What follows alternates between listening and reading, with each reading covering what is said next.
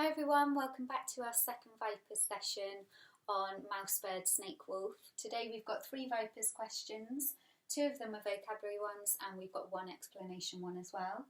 I will get you to pause your video like we did last time and you can answer those as we go along.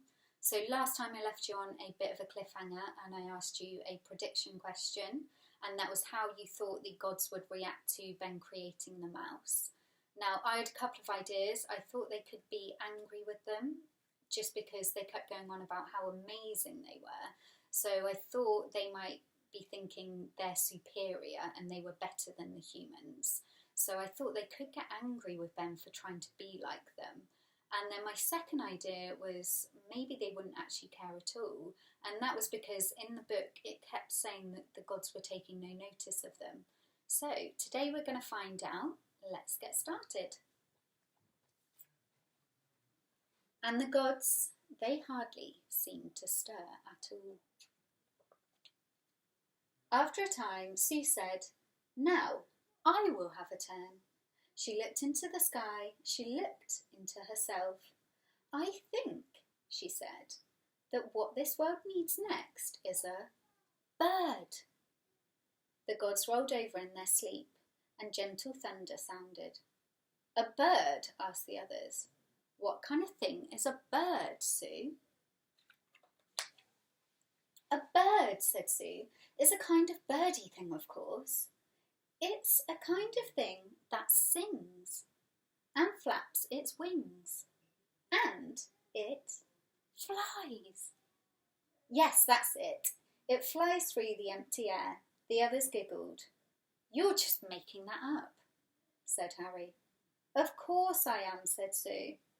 "And surely," said little Ben, "there couldn't possibly be a creature like that, could there?" "Yes, there could," said Sue. "Just watch." So she collected some sticks and gathered some leaves, and she picked some grass and she made a bird with them. She cradled it in her hands and held it up to the sky. "This will never work," said Harry. "Sing, bird, sing," said Sue. Right, we're going to take a pause there and we're going to answer one of our Vipers questions. So it's the vocabulary one, the first one. Find one word that means held gently, and it's on page 24, which is this page that we've just read. So I'm going to hold it up for you so you can take a look as well. Now, if you look into the second paragraph, it says, "She cradled it in her hands and held it up to the sky." That word cradled means held gently. She's holding the bird in her hands and she's holding it to protect it and keep it safe. She's holding it quite gently, so she's cradling it. Right, let's carry on. "Come along, sing, bird, sing." And as the children watched, the bird opened its eyes, its small, sharp beak, and it sang the sweetest of songs. "Oh," they gasped, "that is so beautiful, Sue." "That is nothing," she said. "Just watch." She held the singing bird close to her face. "Now, little bird," she whispered, "fly. Go on, flap your wings, fly away." Nothing happened, so she said it again, and the bird trembled in her fingers, and she said it again, "Fly, little bird, fly." And the bird kept on trembling and singing, and Sue said it all again, and she said it all again, and the children chewed their lips in excitement.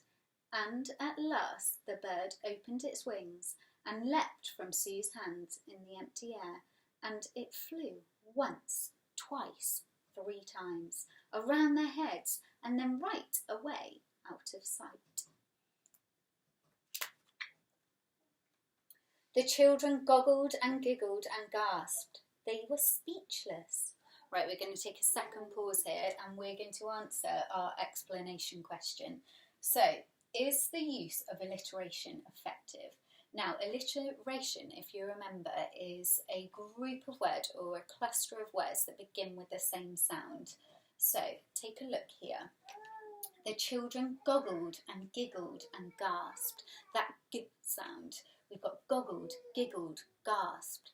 So I think it's really effective, that use of alliteration, because let's read the whole sentence together. The children goggled and giggled and gasped. They were speechless. It's giving more emphasis that they were speechless. They were amazed. They were so amazed that they couldn't speak. And that goggled, giggled, gasped is really emphasising that. It's also giving a bit of a rhythm to the words as well. The children goggled and giggled and gasped. It almost sounds like a bit of a rhyme, doesn't it? Oh, Sue, Harry and little Ben said at last. The thing called a bird is simply wonderful. What a marvellous thing to have in the world.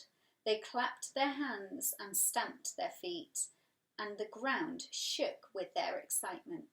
High above, one of the gods opened one eye. He rolled over and looked down from his cloud. He smiled at the children having such fun. He saw the bird flitting across the world. Okay, we're going to take one more pause, and it's our final question. And it's our last vocabulary one.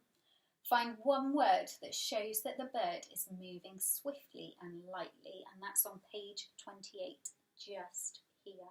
So I'm going to bring the book up, and if you have a look at that top sentence, he saw the bird flitting across the world. That word, flitting, means that the bird is moving really swiftly across the world. What a pretty thing, he thought. How on earth did it get there? He glanced at the other gods. Maybe they had been working while he'd been fast asleep. But it didn't look like it. He shrugged. Anyway, he thought, it's very clever. Then he yawned and closed his eyes again and went back to his dreams.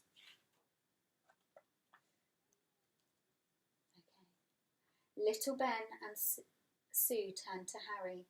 Now, they said, what will you make, Harry? Me? Yes, you, said Ben. Everyone must have a turn, said Sue. Harry wondered. He walked and the others walked alongside. He stared into the sky and wondered.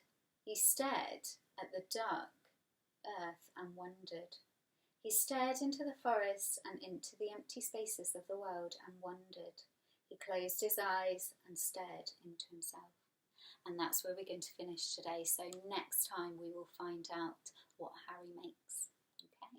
Thank you for joining, and we will see you again very soon.